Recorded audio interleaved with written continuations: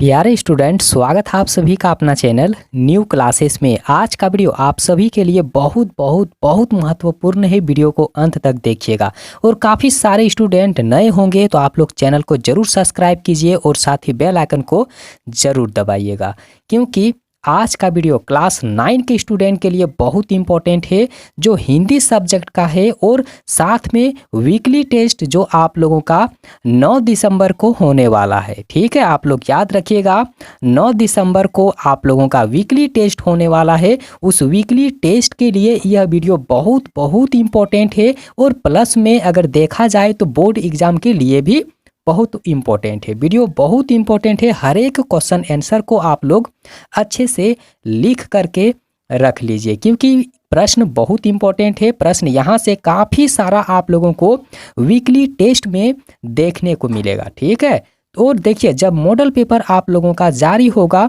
तो model paper का हर एक जो सब्जेक्ट है, हर एक सब्जेक्ट का सॉल्यूशन आप लोगों को इसी चैनल के माध्यम से दिया जाएगा। ठीक है, तो वीडियो को आप लोग अंत तक जरूर देखिएगा और अगर अभी तक चैनल को सब्सक्राइब नहीं किए हैं तो करके रख लीजिए। तो यहाँ पर सबसे पहला प्रश्न आप लोग देख लीजिए। पहला जो प्रश्न दिया हुआ है कि चंद्रगहना से लौटती बेर कविता के कवि कौन है। बहुत इंपॉर्टेंट है। अगर आप लोग हिंदी सब्जेक्ट अगर पढ़े होंगे ये चैप्टर चंद्रगहना से लौटती बेर, तो आप लोगों को जरूर पता चल गया होगा कि इसका आंसर क्या होगा। ठीक है, तो आप लोग समझ लीजिए चंद्रगहना से लौटती बेर कविता के जो कवि हैं उनका नाम है केदारनाथ अग्रवाल। ठीक है, केदारनाथ अग्रवाल है चंद्रगहना से लौटती बेर के कवि। आप लोग याद रखिएगा, क्योंकि परीक्षा में यहाँ से प्रश्न आएगा ही आएगा।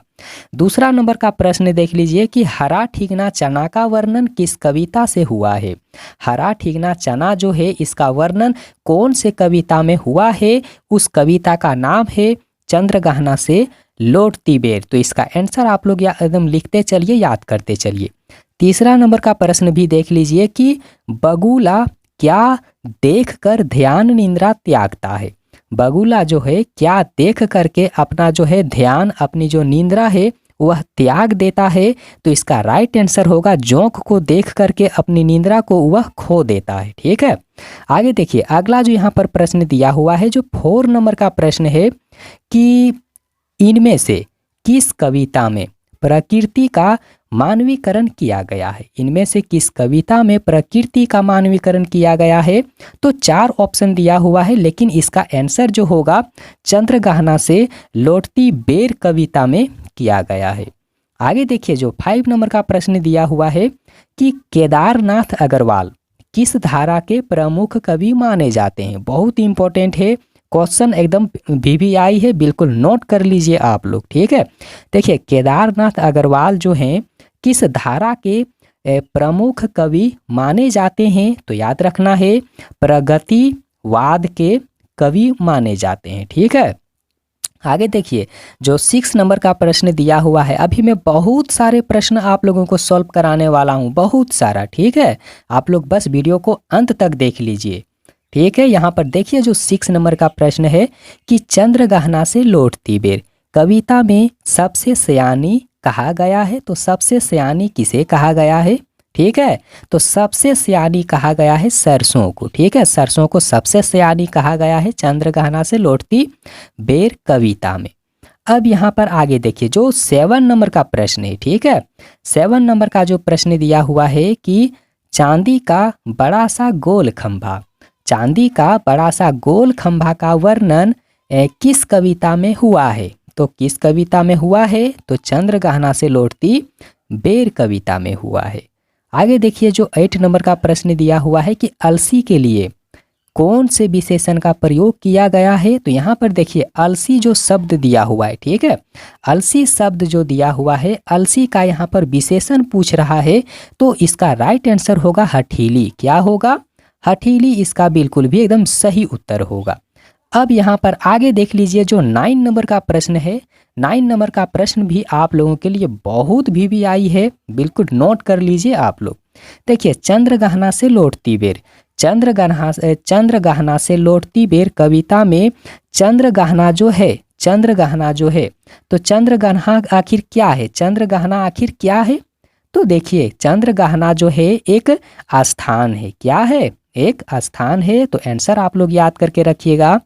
अब यहाँ पर आगे जो दिया हुआ है 10 नंबर का प्रश्न है कि चंद्रगहना से लौटती बेर कविता में प्रकृति और संस्कृति की क्या व्यक्त हुई है। ठीक है, मतलब देखिए चंद्रगहना से लौटती बेर कविता में प्रकृति और संस्कृति के बारे में अगर कहा जाए तो इसमें कौन चीज का वर्णन हुआ है, तो इसमें जो है ना एकता का वर्णन हुआ है। किसका, एकता का वर्णन हुआ है। अब यहाँ पर आगे देखिए जो 11 नंबर का प्रश्न है और ये भी बहुत इंपॉर्टेंट है आप सभी के लिए।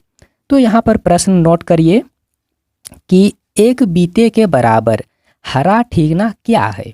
एक बीते के बराबर हरा ठीकना क्या है, तो याद रखिएगा चना है। ठीक है, चना इसका राइट आंसर होगा। अब आगे देखिए जो 12 नंबर का प्रश्न है कि चंद्रगहना से लौटती बेर कविता में किस शहर का नाम आया हुआ है, कौन से शहर का नाम आया है।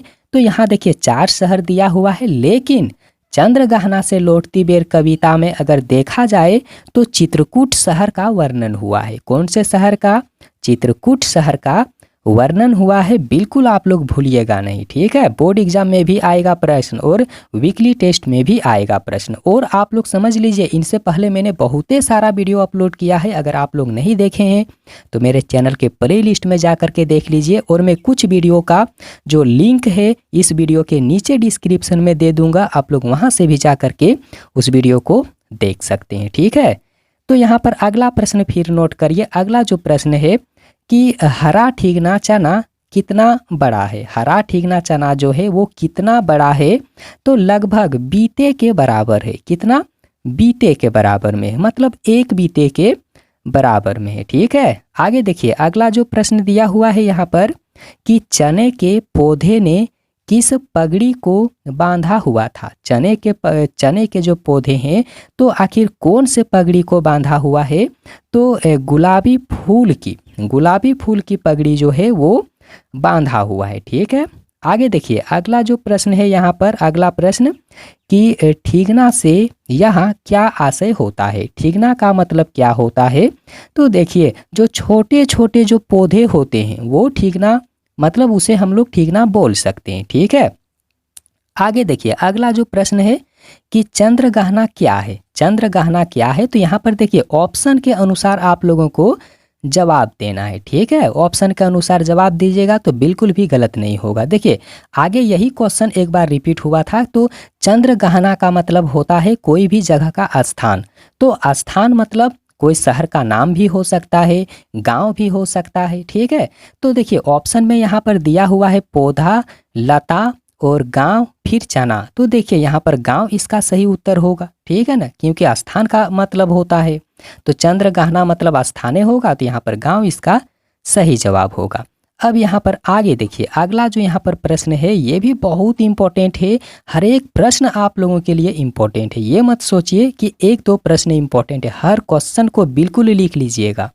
ठीक है, आगे देखिए आगे जो यहाँ पर दिया हुआ है कि पोखर के जल के ऊपर कौन उड़ रहे हैं। पोखर के जल के ऊपर कौन उड़ रहे हैं, तो याद रखिएगा पक्षी जो है ये उड़ रहे हैं। आगे देखिए अगला जो प्रश्न है कि पोखर के जल में चांदी का बड़ा सा गोल खंभा किसे कहा गया है। तो किसे कहा गया है, तो सूर्य के प्रतिबिंब को कहा गया है। अब यहाँ पर देखिए जो अगला प्रश्न दिया हुआ है कि पोखर के तल में किस रंग की घास उगी हुई है, तो वहाँ पर भूरे रंग की जो घास है वो उगी हुई है। ठीक है, और अभी तक अगर आप लोग चैनल को बिल्कुल सब्सक्राइब नहीं किए हैं तो कर लीजिए, क्योंकि मैं आप लोगों को बहुत आगे हेल्प करने वाला हूं। ठीक है, और अगर नोटिफिकेशन को दबाना है तो दबा दीजिए। यहाँ पर देखिए जो अगला प्रश्न है कि कौन चुपचाप पोखर में पानी पी रहे हैं। बहुत इंपॉर्टेंट है कि कौन जो है वो चुपचाप पोखर में पानी पी रहा है, तो याद रखना है पत्थर जो है वो बिल्कुल भी चुपचाप पानी में डूबा हुआ है, इसीलिए मतलब यही कहा गया है। ठीक है, कि चुपचाप पोखर में पानी कौन पी रहा है, तो पत्थर इसका राइट आंसर होगा। आगे देखिए आगे यहाँ पर दिया हुआ है कि जब पोखर में लहरें उठती है, जब पोखर में लहरें उठती है तो क्या लहराती है, ठीक है, जब पोखर में लहरें उठती है तो क्या लहराती है? तो इसका राइट आंसर होगा कि पोखर की जो घास होगी, ठीक है, वही लहराती होगी। तो देखिए, अभी मैंने जितने सारे प्रश्न आप लोगों को कराया है, हर क्वेश्चन आप लोगों के लिए बहुत ही इंपॉर्टेंट है। हर एक क्वेश्चन को आप लोग अच्छे से लिख करके याद कर लीजिए, ठीक है।